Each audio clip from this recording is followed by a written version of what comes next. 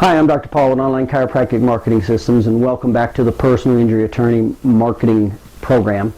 And the topic we're going to talk about specifically today is the S-curve, and we're going to go a little bit deeper into the specifics of the S-curve relative to sales versus advertising, and some of the factors that will change the game, that will increase your market larger. Okay, so let's talk about that.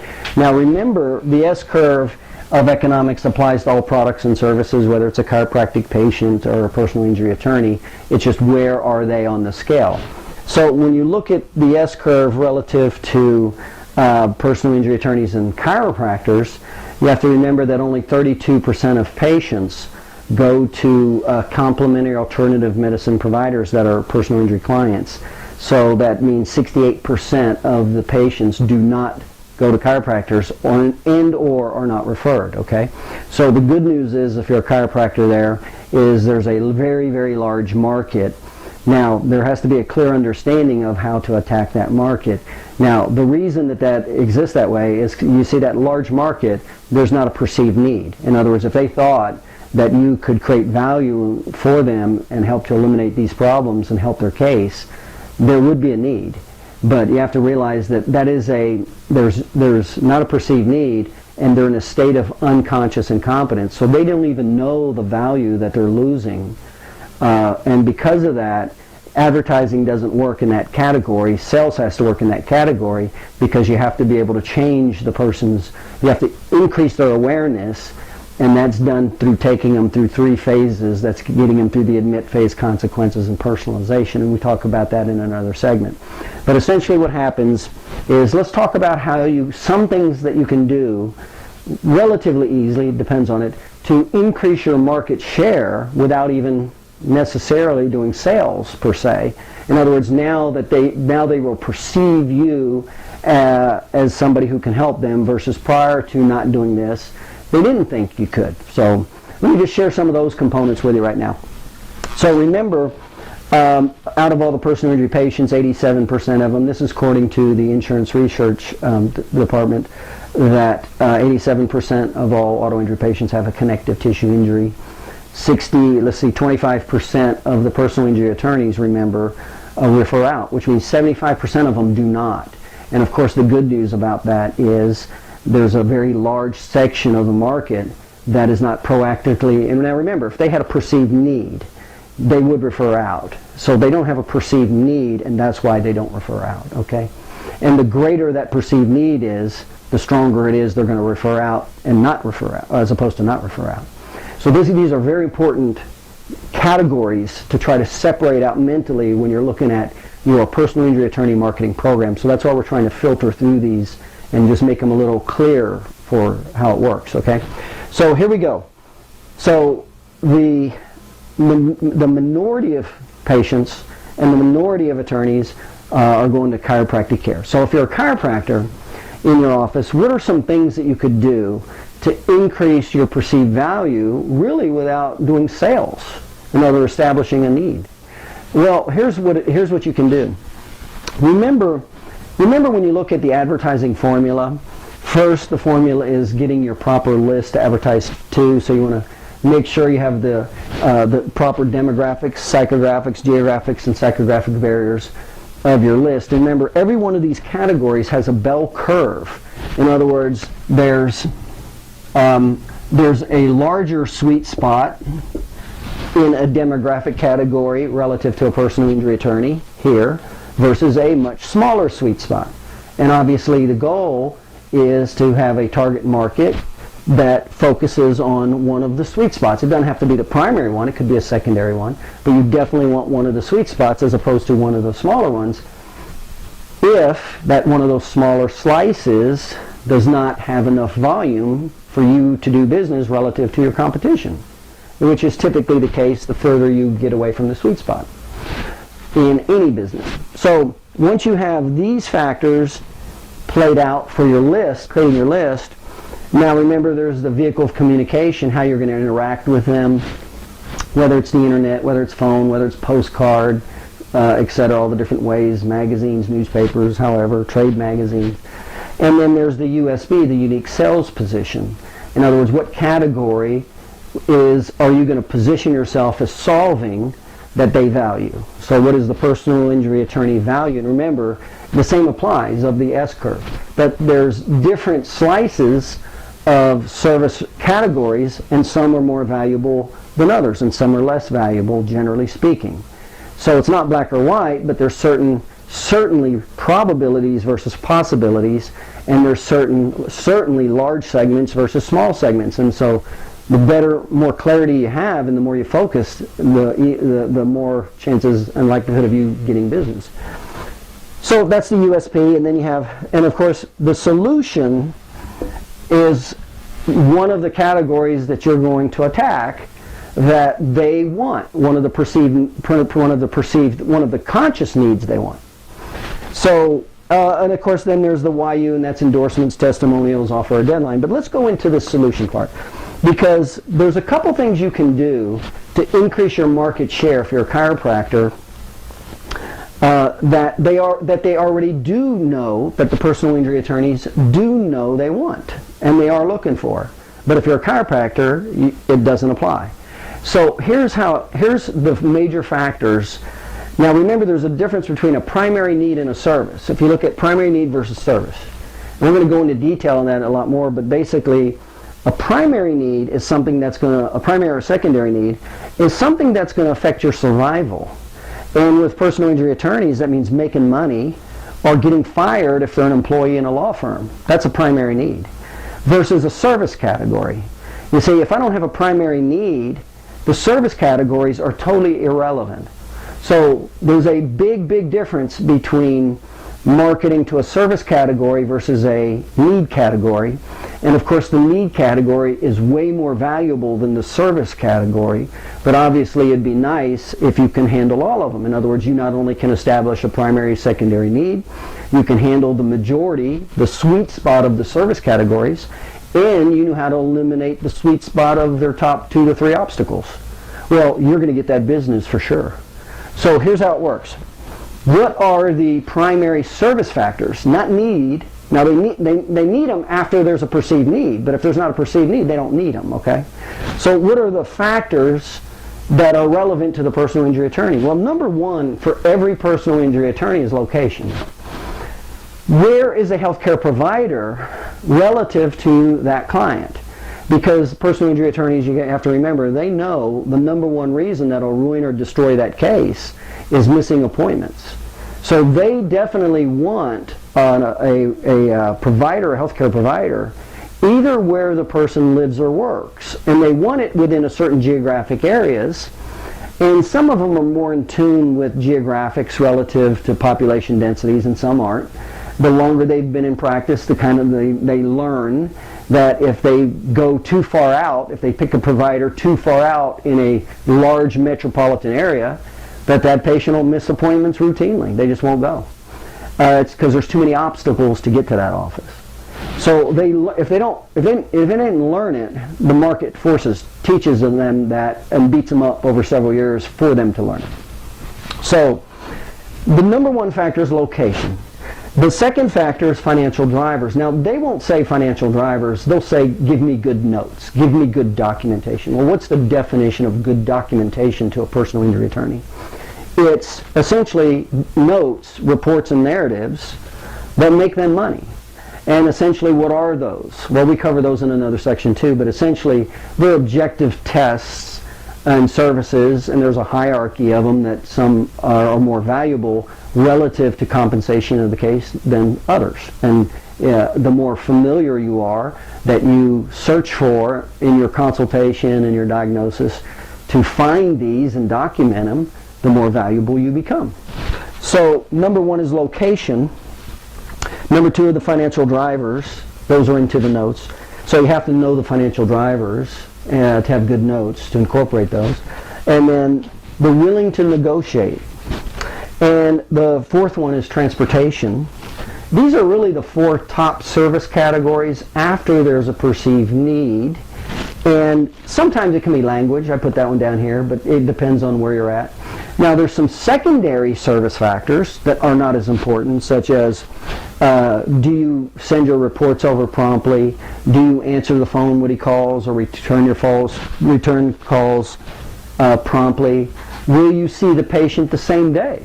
So those are some secondary factors, and actually seeing the patient the same day, especially if you can't get them in that day or the next, now you definitely start having a problem. It becomes more of an issue. So, but as far as the primary, because remember, all the service factors, some are more, remember it's like the bell curve. Some are more important than others. And these are obviously gross generalizations, but remember we're playing the rules by the bell curve, the majority, not the minority. And if you go with the 80% rule, you're going to be on target most of the time, for the most part, until you interact with that individual one, and you can extrapolate if there's a primary need different than what is typically normal based on the 80% rule. So here's what happens. If you're a chiropractor, here's what you're faced with. There's a small amount of attorneys that are looking to refer to you, and there's a large amount over here that aren't. The good news is if you know sales, there's a very big market here. That's the good news. And you can definitely impact their primary need, and we go into that in another segment also. But the concept we're trying to do here is, what can you do as a chiropractor to increase your market share of the personal injury attorneys in your advertising? In other words, they already know they want this, but you're not offering it. So here's a couple of things that you can do. Number one is location. So if you can actually have multiple locations, that definitely is a positive thing. Now, there's several ways to have multiple locations, and three of the top common ways to have multiple locations. Some are easier and some are much, much harder. One of the easiest ways to advertise to personal injury attorney with multiple locations is just to create a marketing alliance. That's the absolute easiest way, the least amount of cost, the least overhead, the least management. Everything about it is good. And what you do is you create an alliance with other chiropractors within these geographic boundaries, depending on where you're at. Now, some of this is more applicable to other chiropractors. Like if you're in a small town and you're the only chiropractor in that county, then this isn't applicable. But if you're in more major or near major metropolitan areas or suburbs, this is definitely applicable.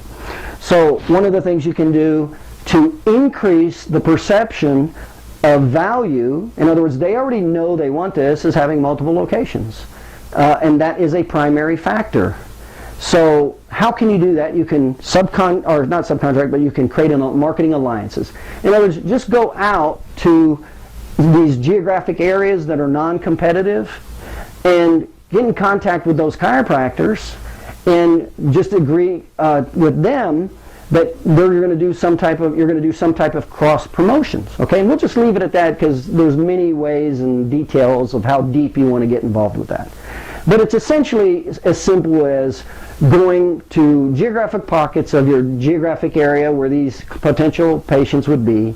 So when you present yourself in advertising, you can say we have 7 offices throughout this metro area. Okay, that's way more powerful than, even though it's not your offices, there's words and things you can say that are totally fine and legal and true. Okay, so that's definitely one way, and that's the most common, easiest way that I recommend to expand your perceived need with personal injury attorneys. That's number one.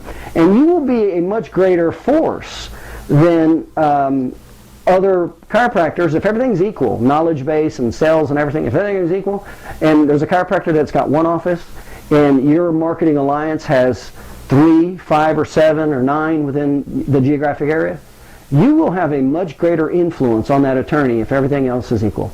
And when I was in one of the metro areas where I had offices, we had 9 offices in that metro area. Well, when we made phone calls, that was the first thing we said: how many offices we have, how many patient visits we see, and we'd like to make an appointment to introduce ourselves. And everybody took our phone call.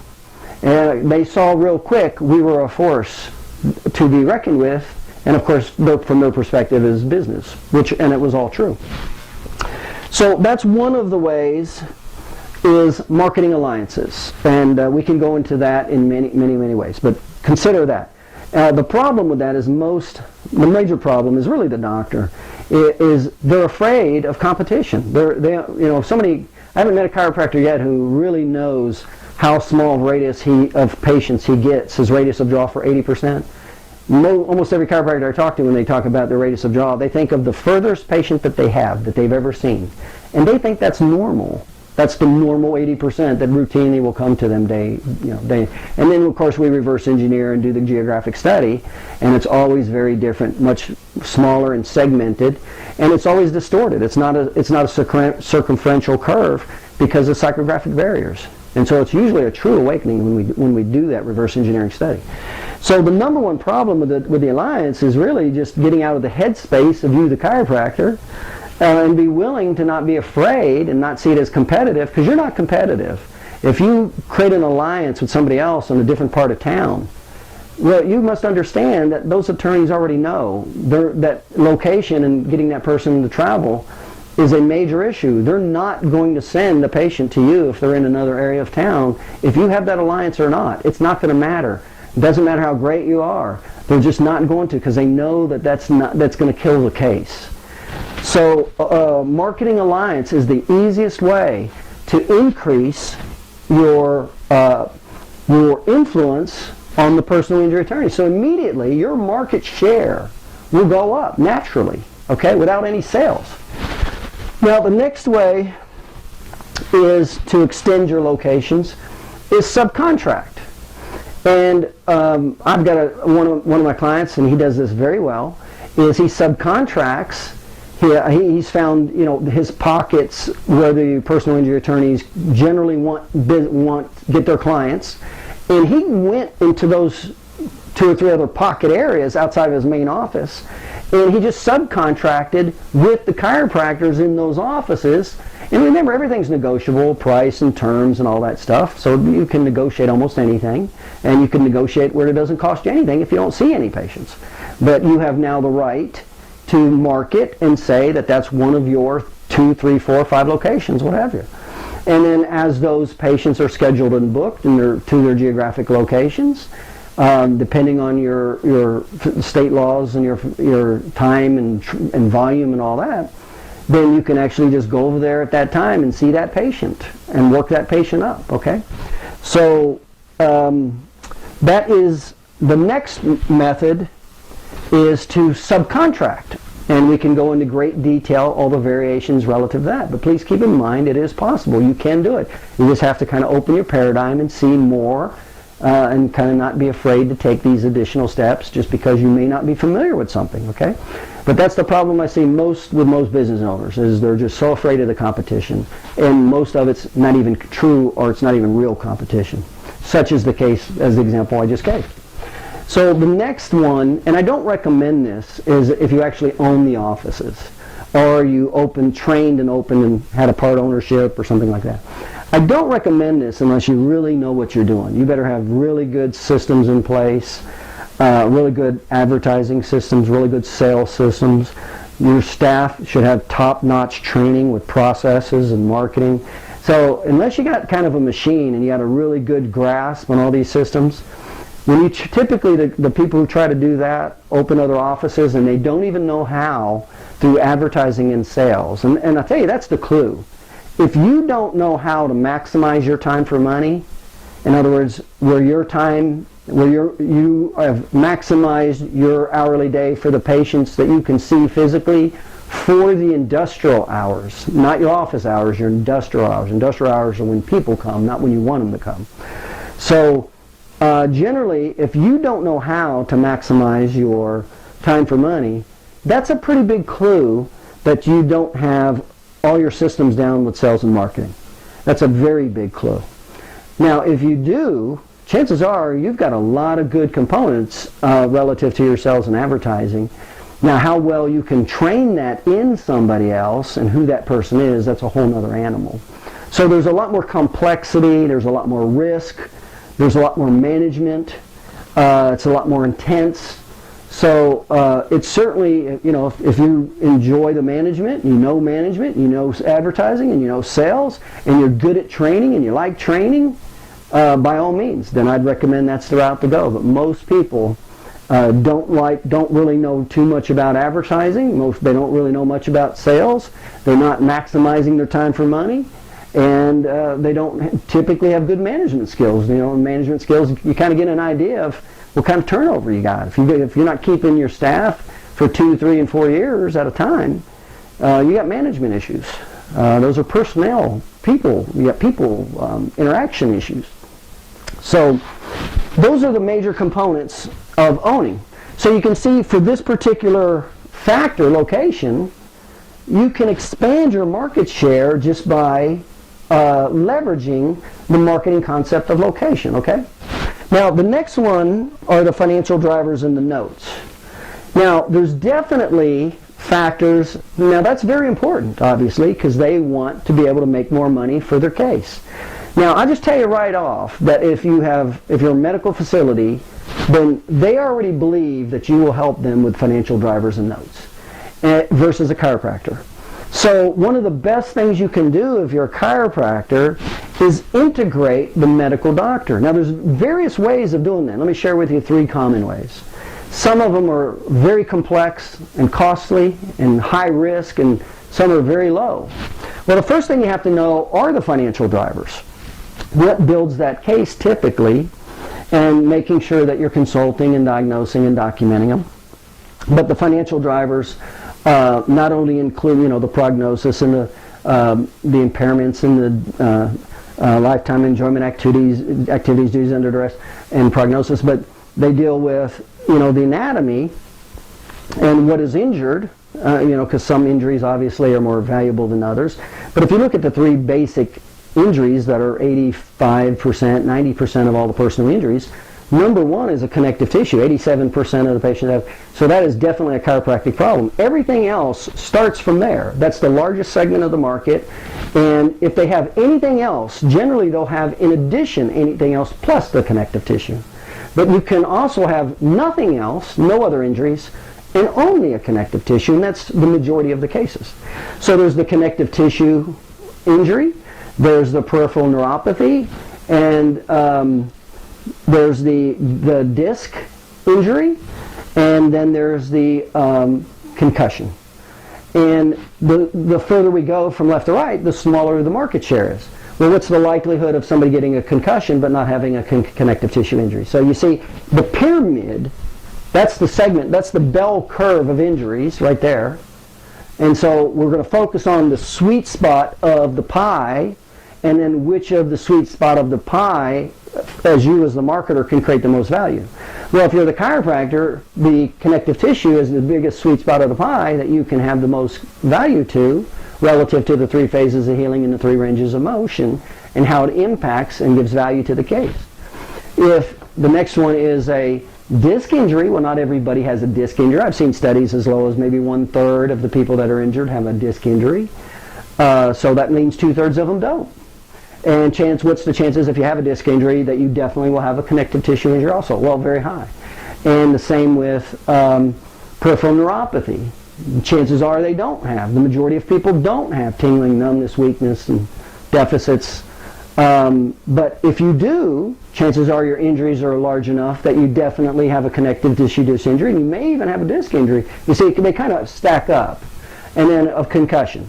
If you actually have a concussion, even if it's a mild concussion, what's the chances of just the forces that created that mild concussion actually have a connective tissue dysfunction injury? Well, pretty high.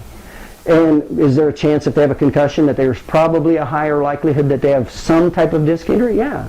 Some type of peripheral neuropathy? Yeah. So that's the formula. So we're looking at financial drivers.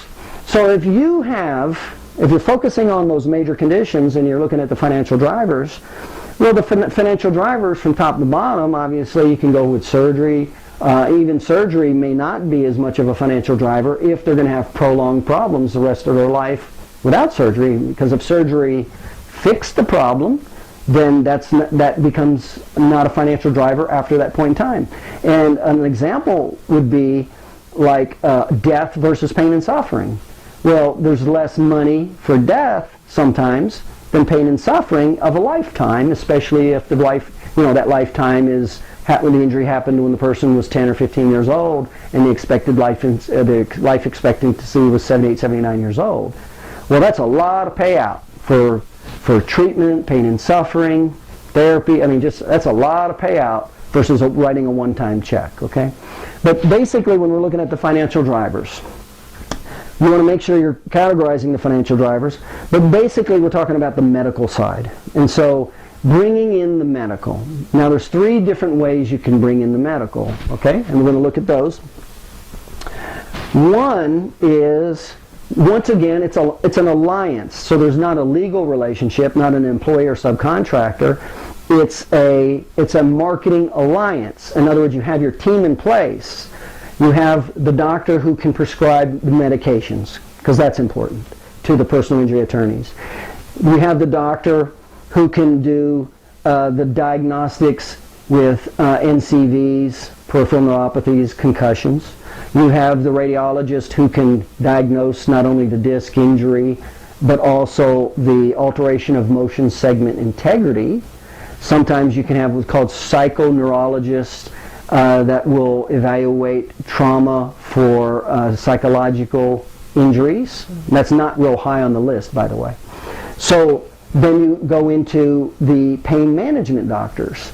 And those are the doctors, typically you're talking about medication, you're talking about injections, or you're talking about surgery. So that's kind of the short list of doctors. So you just need to help you with your financial drivers for these primary conditions. And remember, what are the primary conditions? Well, number 1 is connective tissue. Number 2 is the neuropathy, the disc, or mild concussion. So, and we want to make sure we have our medical team. And remember, it's what they perceive. It doesn't matter what your opinion is, and also what can be objective, what can be objectively shown in court versus an opinion. So that's some of the medical team you can put in place. And so all you're doing is creating an alliance. And so you may just get one. Let's say you just have one doctor that might be a subcontractor that comes in 2, 3, 4, 6 hours a week. And then your other providers are alliance providers. Okay? So you don't, or you can have somebody comes in once a week all day maybe, and they provide the medications. In other words, it's more of a pain management. They not only provide meds, but they'll provide injections, the different types of trigger point injections, facet injections, joint injections, etc. Okay? And you can have an alliance with a surgeon, orthopedic surgeon, neurosurgeon, that's on your team. In other words, you have created this relationship and an understanding of how this will play out, how the referrals and cross referrals will work, okay?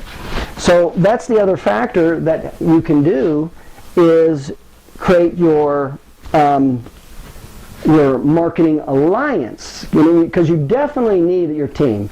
You do not want to be, the worst position you can be in is be a chiropractor with only 1 location and no medical team.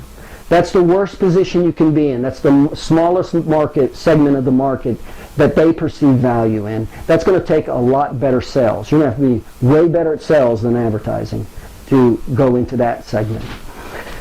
The next segment is subcontracting. We talked about that, whether you bring somebody in, one of those providers, and of course, which of those providers are probably the most important as far as volume. Probably the person who's going to prescribe the medications, because almost everybody's going to need medications to get through the inflammatory, painful stage. And then it can go up from there, whether it's a injection, trigger point injections, facet injections, joint, etc. And then, of course, the last one might be surgery. So it can vary, sliding scale. So that's one way with the subcontracting situation. And of course, when you start going into subcontracting, again, you better know a lot more about sales and advertising and management, and have those systems in place, and you should be maximizing your time for money to fill that person's time for when they're in your office, or otherwise it's a waste. And the last one is integrated, and I don't recommend that at all. Very few people can actually pull off an integrated office. It takes tremendous business skills to pull that off. You have to know advertising pretty decently. You have to know sales to some degree. You got to be a go-getter. In other words, things aren't just going to come to you because your overhead is going to skyrocket. When you create an integrated office and you hire these staff members, in other words, they're employees, you got to remember when you hire these people, these medical providers, they don't know anything about advertising and sales. They're not going to bring in business. You're going to have to market them within your business to help bring the business in. They're not going to be bringing business in on their own. That's not what they're generally speaking, very good at. So the integrated office, once again, is a way to fulfill this category with financial drivers. Maybe you just switched over and you have a medical office. Maybe you switched over and have a pain management facility. So that definitely will affect this. By the way, if you have a pain management facility, that will be of one of the highest perceived needs to a personal injury attorney. The next one's the medical, and then the lowest is the chiropractor. So there's different skill sets that are required relative to needs. So if there's already a lot of personal injury attorneys that value pain management because they know there's medications there or possible injections, and you got to remember, they're all looking at the value of the case. They see that injections and medications and these kinds of things create value, in other words, money to the case, things that they value. So if you bring them into your advertising, then there's a much higher target market for you to get that business in advertising versus sales. Now, obviously, I recommend both. I recommend you have the team together and you know advertising and sales. And I'm real big into alliances, more so than subcontracting, and I'm really not too big into the ownership thing because that's a lot of effort, time, and energy and knowledge. So those are 3 ways that you can be appealing with your advertising for the financial drivers, which is very important relative to this target market. So if you have multiple locations, if you have medical doctors on staff for these services, you just increased the number of personal injury attorneys willing to work with you. And that was without any sales at all. You didn't affect their primary need. In other words, to some degree, they already knew they wanted that, okay? So these are some factors you may want to consider, or a modification of these. It's not like black or white one way or the other. And all you got to do again is just kind of open your mind and get out of your paradigm and be willing to learn a little bit how to do any of these particular projects. Now, the next one is willing to negotiate. Willing to negotiate is a major factor relative to the personal injury attorney. Because they really look at that third relationship. Now, it doesn't matter what you think your time is worth because you're not the consumer. If you want the referral from that consumer, the personal injury attorney, what matters is what they think, not what you think. So, if you're willing to negotiate, also, that's a big factor. But you can see that's lower. You see, they're kind of in this order. Location's always number 1. If you're not in that area where the patient's at and you have the medical providers and you're willing to negotiate, it doesn't matter. You're not going to get the business. And then transportation is definitely valuable. And again, you don't have to have a full-time driver. Remember, there's levels and degrees of doing business. So the absolute easiest way to include it in your advertising is subcontract out on a case-to-case basis. Just negotiate with a driving company relative to your community and just do it on a case-by-case basis and see if you can get a discount or a volume discount or something like that. So there's an easier way as opposed to buying a van, paying a full-time person on staff. You see, you can go from something really simple and easy and build up to that. Like let's say you had a really busy office or 2 or 3 offices, then that would definitely be a consideration versus going out and buying a new car and putting an employee in there. I wouldn't recommend that at all. But you can still cover it in your advertising. So why is transportation important? Well, the reason is that's the number 1 complaint that clients have when they show up in the personal injury attorney's office. Typically, their car has been banged up, there's damage, and it's in the shop. And one of the first things they need is transportation. So they need that attorney to get on the insurance company and get it straightened out that that insurance company is going to pay for their rental car fast. They got to just get that fast. So immediately you solve the problem of transportation if you are able and willing to transport the patient to your clinic, because that's a primary need. That's not a primary need, but that's a service factor. So when you look at the service factors, those are the top 4 service factors. And some of the things you can do without going into sales to increase your market share from the perception of the personal injury attorney's perspective, being a chiropractor.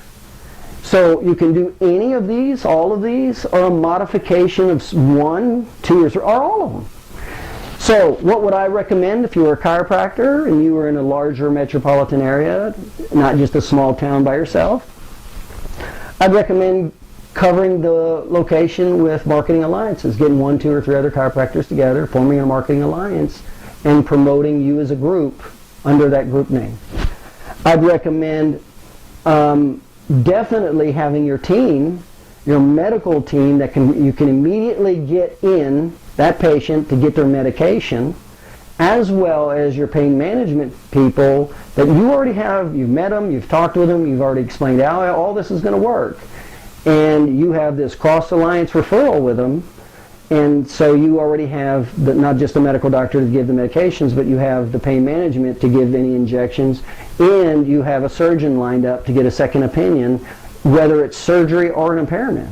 So that's your team. And it didn't cost you anything, but you had to go out and do it. You had to put it together because you want that in your marketing alliance. That affects the financial drivers, which are very important. And then, would you be willing to negotiate? Well, that has to be in your advertising too, that you're willing to negotiate based on a third in the medical bills. And then transportation. So if I was a chiropractor in that scenario, I'd form alliances for multiple offices. I'd make sure I had my team together. I'd make sure I had the doctor who could give the medication as a bare minimum. But I want that person and the pain management person for the injections, and also if I can get them to give any type of impairment ratings or give statements of impairment. I'm definitely going to negotiate with the attorneys and take letters of protection based on these factors. And I would just subcontract on a case-to-case basis with the transportation. So you see, it didn't cost me anything really to increase my perceived market share of attorneys who would be willing to listen and do business with me. And I'm a much more powerful force. And again, I only increased the service factors. I did not even talk about primary and secondary needs, which are totally different. So imagine establishing a primary and your secondary need and including those with service factors. And of course, that's what you want to do, as well as eliminate or minimize obstacles, because that's how you get, real big market shares. Okay, so that was the section on how you can increase your market share very cheaply and inexpensively, even if you're a chiropractor, not a medical doctor, and as it relates to the personal injury attorney market. Again, I'm Dr. Paul with Online Chiropractic Marketing Systems. We'll see you on the next section. You take care.